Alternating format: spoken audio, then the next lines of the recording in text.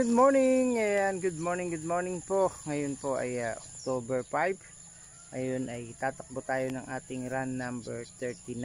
Ayan, sunod-sunod din natin ang pagtakbo dahil konti na lang po ang natitirang araw. Kung tayo po babagal-bagal pa sa pagtakbo ay baka hindi natin matapos ng deadline ng first week of December. Kaya takbo lang tayo guys sa run number 39. Dito pa rin tayo tatakbo as usual sa ating Salvation Road. Salvation Road po tayo. Bakita niyo po. Ayan, marami na pong update natin. Ang mga palayan po dito ay magaganda na yung bunga. Ang kapal, mabibigat na. So ibig sabihin yan, marami na yung laman. Nabibilog na yung palay niya. Malapit na rin amihin. Kaya yan po ang ating update dito sa ating lugar sa Salvation. Kaya ayan na. Ano pang inaantay natin? Let's go! Takbo na tayo para sa ating run number 39. Okay. Takbo lang, takbo.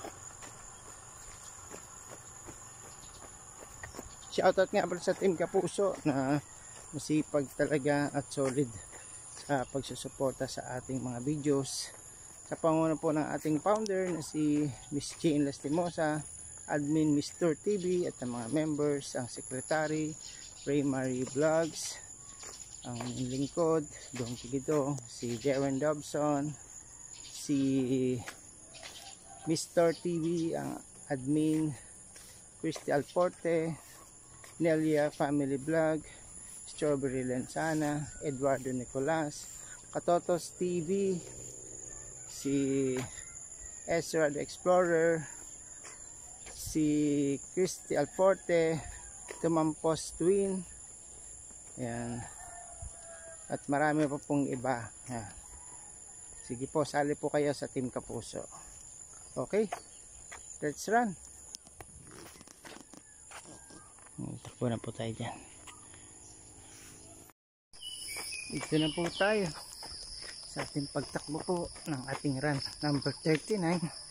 Ay dito naman tayo sa medyo pataas na zona 2. Medyo pataas po itong lugar nito ng Salvation, zona 2 sa run number 39 po. Sana po maka 5 miles tayo para maka 195 na at konti na lang, 50 miles na lang ang ating balance. Ayan.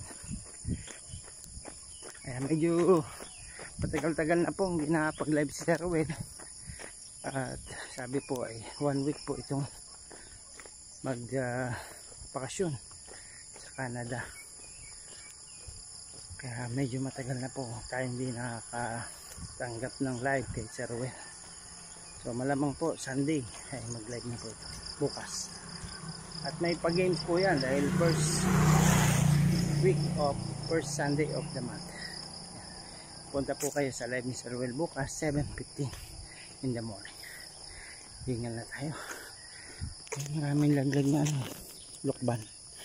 Kumakain ba kayo ng lokban? Yan. Maraming mga laglag dito, mga hinog na.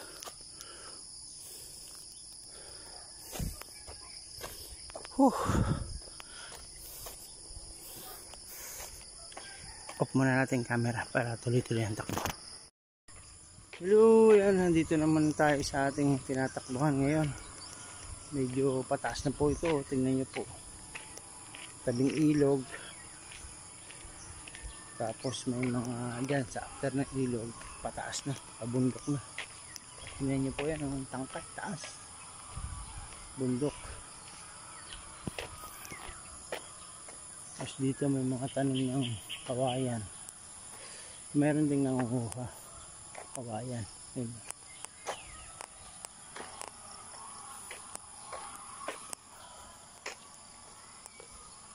May mga manok. Mga manok po yan. Poultry. Yan. May malaking poultry po dito.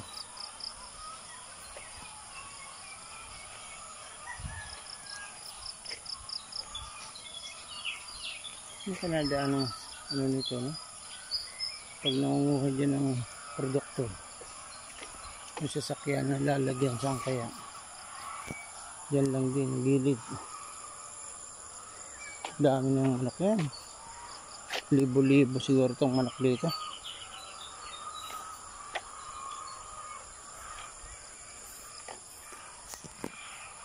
Dami.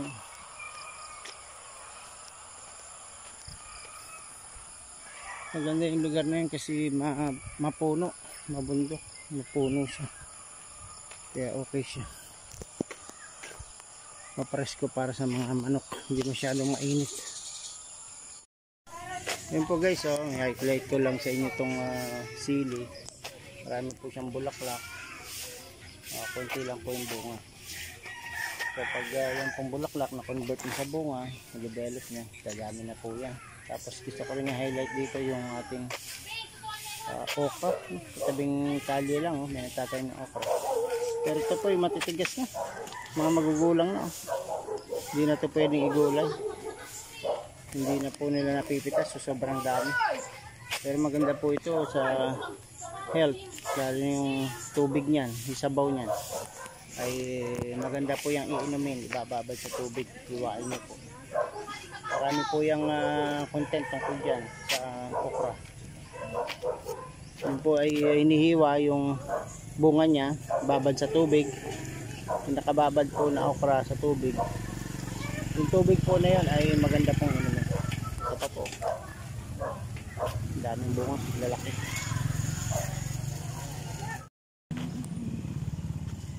Yan po, tuloy-tuloy lang ito yung pagtakbo ng ating run number 39.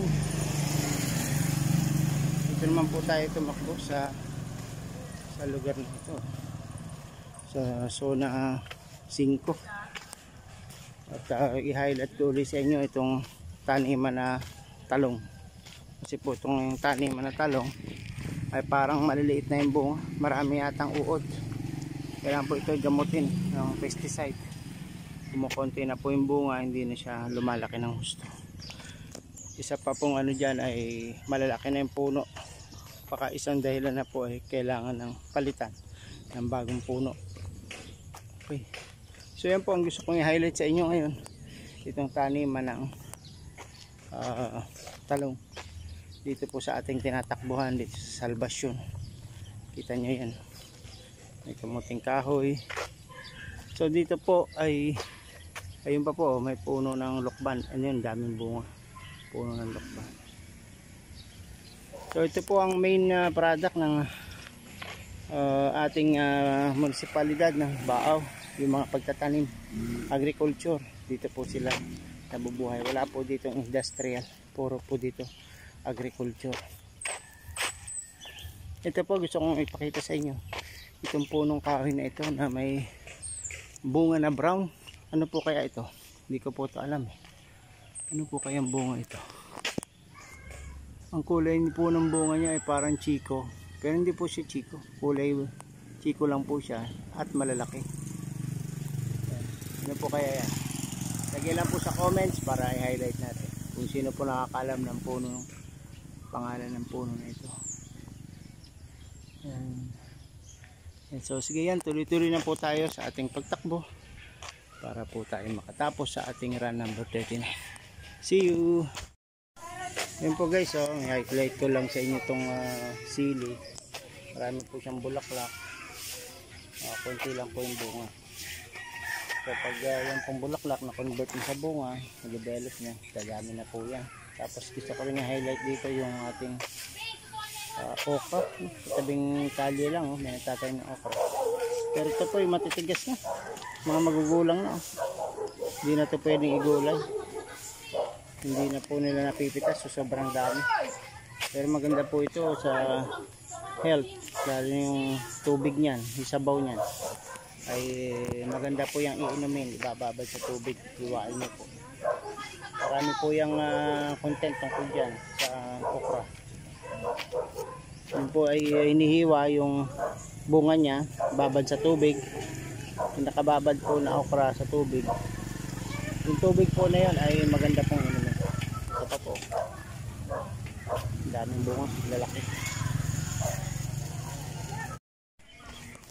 Ito po guys, itong area na ito, dito po natin makikita yung large poultry farm. large poultry farm po ay nagmamayari po niya na si Kuya Sergio. Dito po yan sa zona 6. Ayan.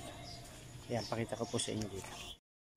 Ito pong malaking gate na ito ay farm po yan ng poultry. Dito po tayo kumukuha ng itlog pang negosyo ng ating mga suki, pasaheros. Hello, hello! Ayan, nakatapos na po tayo ng ating run number 39. So, palapit na po tayo ng palapit sa ating goal. Ang ating pong target plan is 250 miles. So ako po ngayon ay naka 6.3 miles sa loob po ng 1 hour and 14 minutes. So nakakapag total na po tayo ng around 192 miles. So konting-konti pa, maabutin pa tayo ng mga run number 50. Sana naman ay hanggang run 48 okay na. Ayan, maraming salamat po sa inyo. Ito pong pag-run natin ay isang challenge ni Sir Well Lipat. Pwede pa po kayong sumali. Sana po ay sumali kayo dahil po sa pangangatawan po natin. Maganda po ito. Bye-bye. Hey! Ayan po, kasi pag tayo po ay tumatakbo, mababawasan po yung ating mga cholesterol, fats, tsaka yung ating mga overeating. Ayan. Medyo may panabla tayo kahit tayo kain ng kain. So ingat po kayo dyan. God bless. Happy Sunday. Sana po ay patuloy po ang inyong pagsuporta sa aming Team Royal Lipat at sa inyong lingkod si Dong Tikidong, para po patuloy po tayong maglingkod sa ating mga kababayan na mga nangailangan. Ito pong update natin sa ating YouTube na isang channel ay yung Dong Tikidong Highlights, ay tanggal na po yung monetize niya, tinanggal po. Pero pwede pa po namang i-reapply, kaya lang ay paketin muna yung mga requirements like watch hours. Kailangan makabuo ka ulit ng watch hours, and aside from that, yung content ibagay daw doon sa description. I don't know, hindi ko pa masyadong sure. So pwede po naman yun mai-apply ulit. So sa mga gustong maging YouTuber, yun po, pangalagaan po yung channel nyo at i-ayon po sa description ng inyong channel. Yan po yung may bibigay kong tip, plus yung pong tip natin sa tax, US tax, sa mga ano po dyan, na mga monetized channel na requirements po ni Lolo YouTube na mag-update kayo ng inyong US tax. Doon po yun magagawa sa Google AdSense. At bukod pa doon, yung Singapore tax, i-update nyo rin po kasi requirements